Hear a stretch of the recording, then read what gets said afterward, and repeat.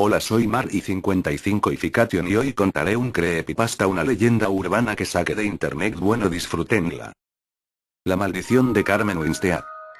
Finalizada la hora del almuerzo escolar, la maestra les comunicó a los alumnos que la junta directiva había planificado un simulacro de incendio en el que todos debían participar.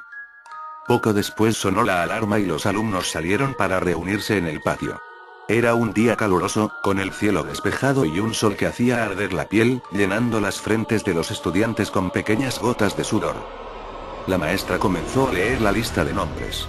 Todos alzaban la mano y decían presente de forma mecánica, consumidos por el aburrimiento. Sin embargo, una chica de un grupo de 5 amigas se fijó en el hecho de que Carmen, una compañera de clase, estaba de pie junto a la alcantarilla, a la que le faltaba la tapa desde hacía semanas, y aún faltaba bastante para que la maestra leyera su nombre. Sus ojos brillaron. Carmen estaba entre las últimas de la larga lista organizada en orden alfabético. ¿Qué pasaría cuando la llamen si caía en la alcantarilla? Carmen está en la alcantarilla. Podrían corear y entonces todos reirían a carcajadas y la pobre Carmen sería el hazmerreír.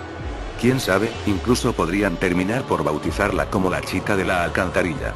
La oportunidad de romper el aburrimiento y hacer historia era perfecta, así que les comunicó discretamente la idea a sus 4 amigas y todas empezaron a agolparse en torno a Carmen, fingiendo torpeza para empujarla y hacerla caer sin que aquello pareciese premeditado. La maniobra fue perfecta. Carmen apenas emitió sonidos de queja mientras la hacían caer y, cuando dijeron su nombre, las 5 chicas empezaron a gritar: ella está en la alcantarilla, ella está en la alcantarilla. Un mar de carcajadas se desató, pero las risas empezaron a silenciarse cuando la maestra se acercó a ver y, antes de que emitiera palabra alguna, se giró y miró a todos con una mueca impregnada de angustia y terror. La situación no inspiraba risa alguna. Carmen había caído de cabeza en el hueco y al aterrizar su cabeza se había torcido hacia un lado en una posición totalmente imposible, su cara casi sin piel después de haberse raspado contra las paredes de la alcantarilla en la caída y una mueca espantosa como si hubiera tratado de gritar y no hubiese tenido el tiempo suficiente. La sangre se dispersaba en un charco que se mezclaba con el excremento húmedo y maloliente que impregnaba todo su cuerpo. Las 5 chicas se acercaron a ver. Una lágrima asomó tímidamente en la mejilla de la autora de la broma mientras sus ojos atónitos contemplaban como una gorda cucaracha yacía sobre lo que alguna vez fue el rostro de Carmen, moviendo sus antenas como para ver si todo estaba bien.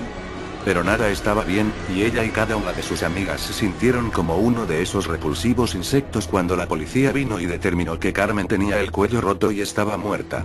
Según dijeron, al caer Carmen se golpeó con las escaleras metálicas, de tal forma que perdió la cara y después se rompió el cuello al estrellarse contra el cemento. Minutos después se llevaron el cadáver de Carmen, acompañado por una procesión de moscas cuyos zumbidos eran casi el único ruido en medio del fúnebre silencio. Ese día hubo un interrogatorio después de clases. Todos debían ir. En el interrogatorio las 5 chicas dijeron que fue un accidente y que ellas fueron testigos.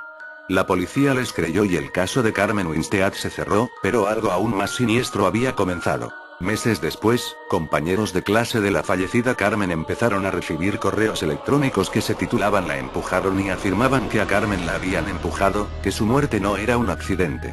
También, los correos decían que los culpables debían asumir la responsabilidad del crimen, pues de lo contrario habría terribles consecuencias.